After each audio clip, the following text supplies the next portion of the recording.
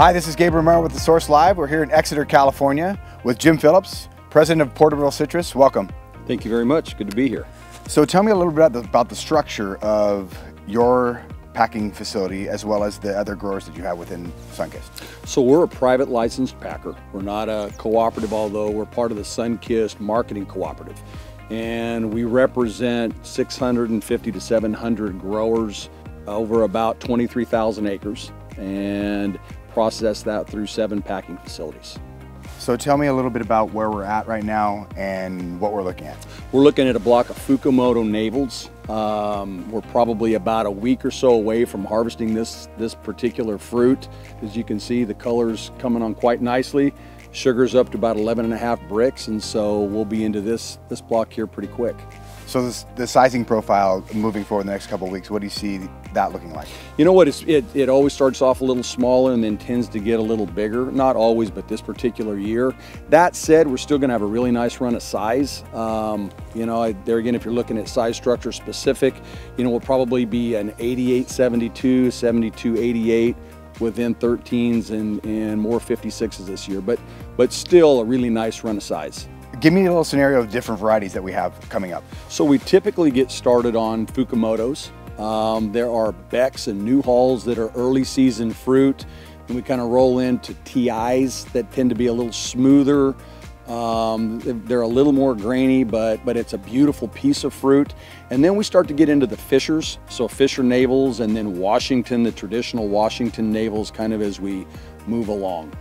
So new varieties such as the Cara or even moving into blood oranges. Tell me a little bit about that. Yeah, Caras have really been a growth variety for us over the last 10 years. It's a beautiful piece of fruit. Exterior wise looks like a navel, but it's pink. The flesh is pink. It's got a little bit of almost a fruit punch kind of taste to it. You know, we'll get started on those probably right just before Thanksgiving, so a couple of weeks from now, and those will go all the way through May. And a really, really nice piece of fruit. Bloods, we'll get started probably the first part of December on the Moro Bloods, and that'll work their way through the holiday season up into February, and then we'll probably transition into the Sanguinellis, which will take that out to say the end of March, first part of April. But some really nice stuff for culinary and for, you know, salads and for cocktails and whatnot. Really a nice piece of fruit.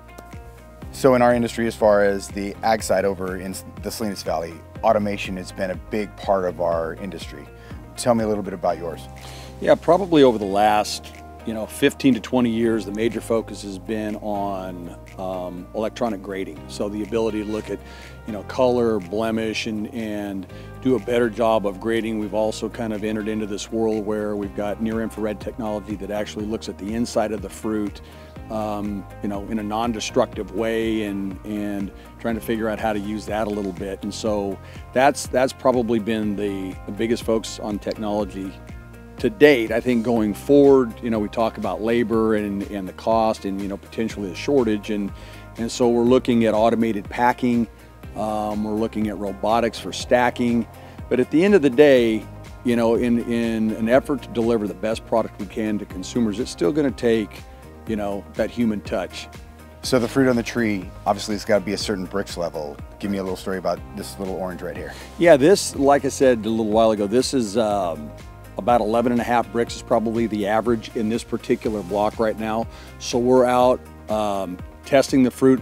I also have my guys tasting the fruit, because sometimes tests can be a little bit misleading depending on the balance between the bricks and the acidity. So we want to make sure that we're doing both, that we're looking at it from a technical standpoint, but also doing that good old flavor test when we're out harvesting. Certainly. Now this is, you'll see that even though it's an early piece of fruit, there's plenty of juice in this fruit. So I'm going to give you a little piece here and you can taste it.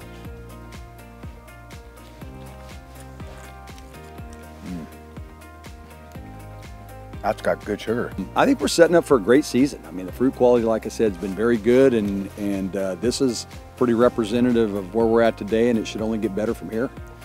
Jim, thank you very much for your time. My pleasure. That's why we partner with Sunkist, and we're looking forward to the up-and-coming navel season as well as newer varieties. If you have any questions or concerns, please reach out to ProAct, and we'll see you next time.